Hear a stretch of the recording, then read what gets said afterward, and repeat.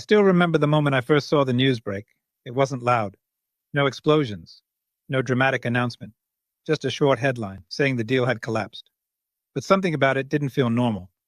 Because in my experience covering global markets, when a political deal falls apart like this, it always turns into something bigger, something that quietly spreads through oil prices, trade routes, and eventually, the global economy itself. And this time I had a strange feeling. We were about to see that happen again. I started digging into the details immediately. On the surface, it looked like just another breakdown in negotiations between Iran and the United States. But what caught my attention was the timing, because the markets didn't wait. Before any official confirmation, I noticed early reactions starting to appear, energy traders adjusting positions, analysts revising forecasts, and sudden uncertainty creeping into oil pricing models. That's when I realized this wasn't being treated like a normal political failure. It was, in simple terms, the kind of situation where global systems start preparing for disruption before it even fully happens. And from where I was watching, the focus quickly shifted away from diplomacy and moved straight towards something much more sensitive. Trade routes, especially the ones that carry energy across the Middle East. I remember thinking at that moment, it won't stay in political headlines. It will move into everyday prices people actually pay. Fuel, shipping, imports, inflation, all of it connected. And that's where this story really begins to change direction. After I looked deeper, I stopped thinking about headlines and started looking at movement.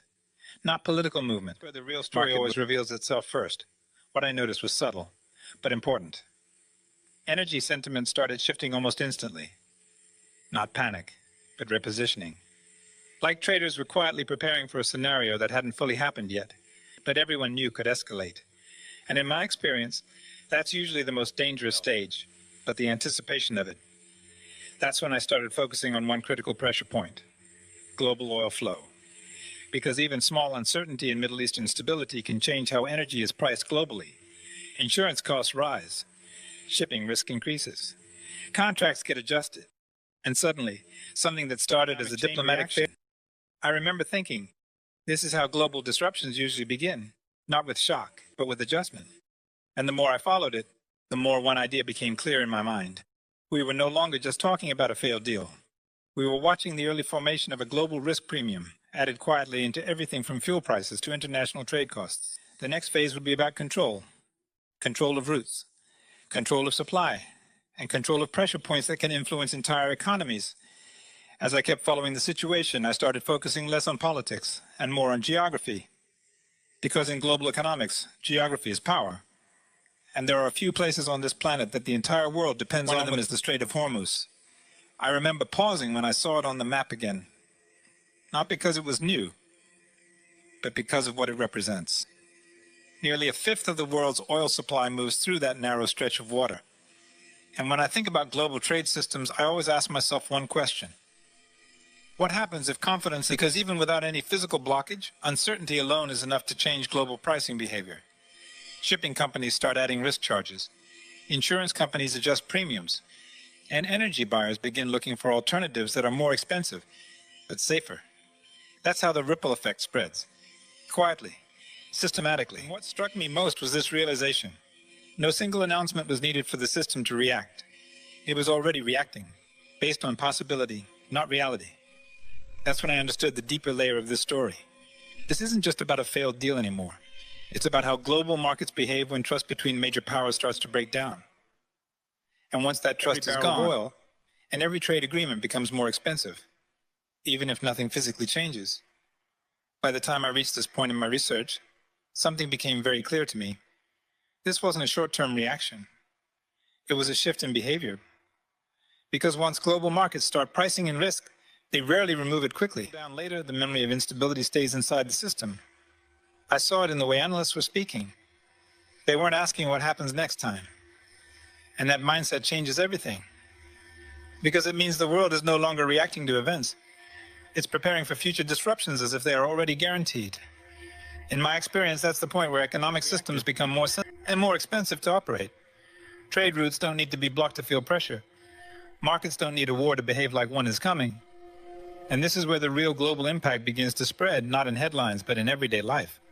Fuel prices, import costs, inflation expectations, all slowly adjusting to a new level of uncertainty. The bigger picture, I realized something important.